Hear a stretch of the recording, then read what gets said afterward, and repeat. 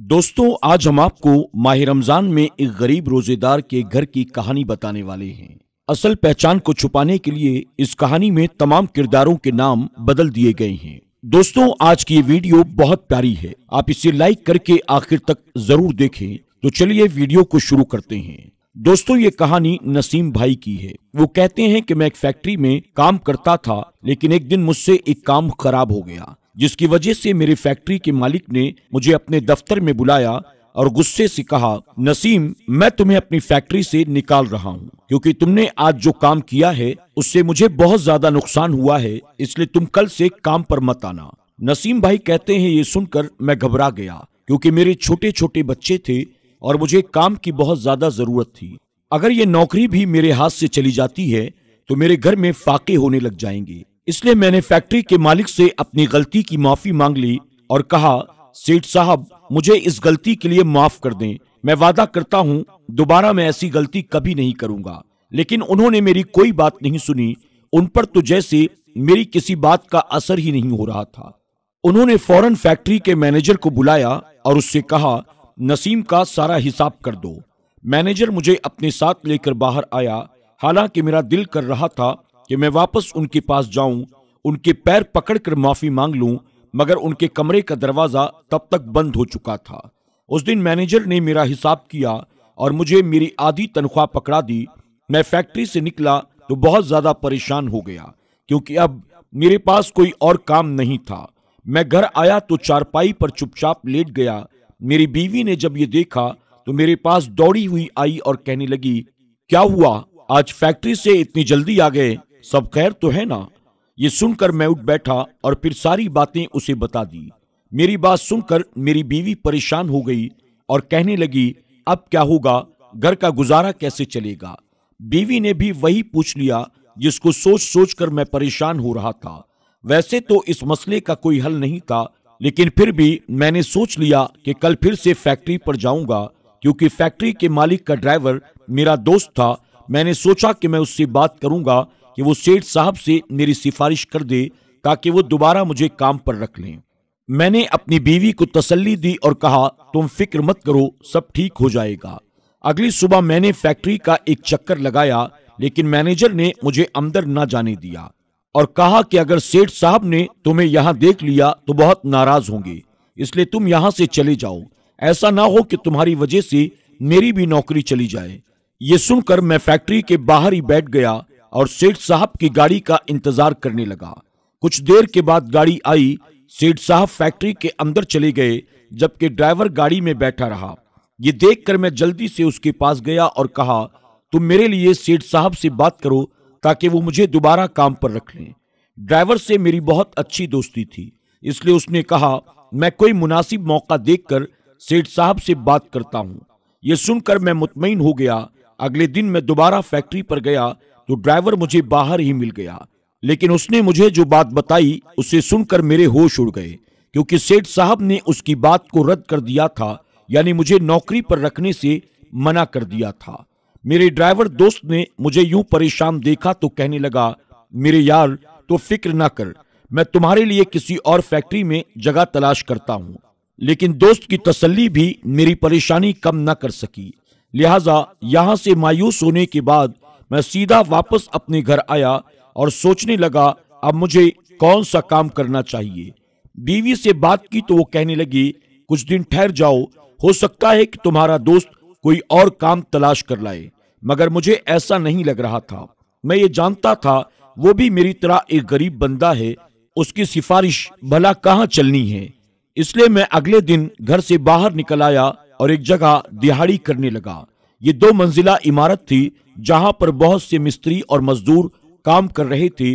मैंने उनसे पूछा, क्या मैं भी यहाँ पर काम कर सकता हूँ? तो उन्होंने कहा, इस काम के लिए किसी इंसान की सिफारिश की जरूरत नहीं है, तुम हमारे साथ काम में लग जाओ, शाम को तुम्हें दिहाड़ी मिल जाएगी। ये सुनकर मैं हंस दिया और उस दिन मैं शाम तक वहां उस इमारत में दिहाड़ी की और शाम को पैसे लेकर घर आ गया। ये मेरी पहली दिहाड़ी थी जिसने मुझे थका दिया था। ऐसा नहीं था कि फैक्ट्री में हम लोग मेहनत नहीं करते थे, मगर वहां पर यह आसानी थी, हमें धूप और गर्मी से निजात मिल जाती थी। सारा दिन फैक्ट्री के अंदर काम करना पड़ता था, जबकि दिहाड़ी में सारा दिन धूप और गर्मी में खुले आसमान के नीचे काम करना पड़ता था। नसीम भाई बताते हैं कि मुझे मेरे पहले दिन ने थका दिया था, लेकिन जब मैंने शाम को उन पैसों से घर का चूल्हा जलता हुआ देखा तो मुझे बहुत खुशी हुई। मैं थक गया था तो क्या हुआ, मेरी मेहनत की बदौलत मेरे बच्चे पेट भर के खाना तो खा रहे थे। यही वो खुशी और सोच थी जो मुझे दूसरे दिन भी दिहाड़ी पर ले आई और मैं ऐसी गर्मी में काम करने लगा। मैंने सोच लिया था कि जब तक मुझे कोई और काम नहीं मिल जाता तब तक मैं यही काम करूंगा ताकि मेरे घर का गुजारा चलता रहे। माह रमजान चल रहा था। एक दिन मैं दिहाड़ी पर जाने लगा तो मेरी छोटी बेटी दौड़ती हुई मेरे पास आई और कहने लगी, अब्बू जान, मैंने भी आज रोजा रखा है, इसलिए शाम को इफ्तारी के वक्त फल फ्रूट जरूर लेते आना। ये सुनकर मैंने अपनी बेटी का माथा चूमा। उस प्यारी बेटी को क्या पता था कि उसके बाप पर क्या गुजर रही थी। रमजान का महीना था और शदीद गर्मियों के दिन थे। मेरा रोजा भी था, ऊपर से गर्मी भी उरूज पर थी। मैं जल्दी जल्दी घर से निकल आया और काम वाली जगह पर चला गया। रोजे की हालत में ऐसा काम करना बहुत मुश्किल था, मगर मुझे अपने बच्चों की खातिर ये सब कुछ बर्दाश्त करना था।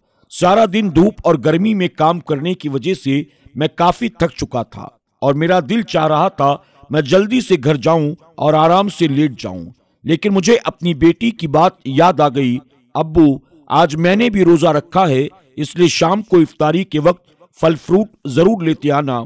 ये बात याद आते ही मैं जल्दी से ठेकेदार के पास गया और उससे आज की दिहाड़ी मांगी, मगर वो कहने लगा, आज मेरे पास छुट्टे पैसे नहीं हैं, इसलिए दिहाड़ी कल ले लेना। ये सुनकर मैं उदास हो गया क्योंकि आज मेरी जेब में कुछ ज्यादा पैसे नहीं थे। खैर, मैं बाजार में चला गया तो देखा लोग धड़ाधड़ इफ्तारी का सामान खरीदने में लगे हुए थे। मैंने सोचा चलो बच्चों के लिए कुछ खरीद लेता हूँ। मैंने जब जेब में हाथ डाला तो मेरे पास सिर्फ 30 रुपए थे, लेकिन मैं जिस चीज का भी रेट पूछता था वो बहुत ज्यादा होता। मैं उदास होकर वापस मुड़ने लगा था कि अचानक मेरी नजर सड़े गले फल फ्रूट पर पड़ गई। तो मैंने दुकानदार से पूछा, भाई ये सड़े गले फ्रूट्स मुझे कितने के मिलेंगे? मेरी ये बात सुनकर दुकानदार कहने लगा, भाई ये तो मैंने जानवरों के लिए रखा हुआ है। मैंने उससे कहा, मेरे पास ये हैं, क्या इतने में ये गला सड़ा फ्रूट मुझे मिल जाएगा? तो दुकानदार कहने लगा, भाई तुम ये सारा का सारा फ्री में ले जाओ। ये सुनकर मैंने जल्दी जल्दी से वो फल फ्रूट उठा लिए। मैंने सोचा चलो बीवी से कहूंगा इन फलों के सड़े गले हिस्से काट कर फेंक दे और अच्छे हिस्सों को धोकर बच्चों को इफ्तारी में खिला दे। मेरे बच्चे फ्रूट को देखकर खुश हो जाएंगे। लिहाजा मैं वो सड़ा गला फ्रूट उठाकर घर ले गया। मेरे बच्चे पहली बार फलों को देखकर बहुत खुश हुए। अपने बच्चों को खुश देखकर मेरी उदासी भी कम हो गई। इफ्तारी में अभी कुछ वक्त बाकी था, इसलिए मैं नहाने चला गया। नहाने के बाद मैं अभी चारपाई पर बैठने वाला था, अचानक दरवाजे पर दस्तक हुई। मैंने सोचा इस वक्त दरवाजे पर भला कौन हो सकता है। खैर, मैंने जैसे ही दरवाजा खोला तो सामने खड़े आदमी को देखकर मैं हक्का बक्का रह गया, क्योंकि मेरे दरवाजे पर मेरी फैक्ट्री का मालिक हाथ में ढेर सारा सामान पकड़े हुए खड़ा था। उसे देखकर मैं घबरा गया और मैंने कहा, अरे सेठ साहब, आप यहाँ मेरे घर में? मेरी घबराहट देखकर वो शर्मिंदा हो गया और कहा, नहीं, मैं यहाँ तुमसे अपने किए की माफी मांगने आया हूँ, अगर हो सके तो मुझे माफ कर दो। ये सुनकर मैं हैरान रह गया, क्योंकि ये कैसे हो सकता था? जिस फैक्ट्री के मालिक ने मुझे बेइज्जत करके काम से निकाला था, वही मेरे घर आकर खुद मुझसे माफी मांग रहा था।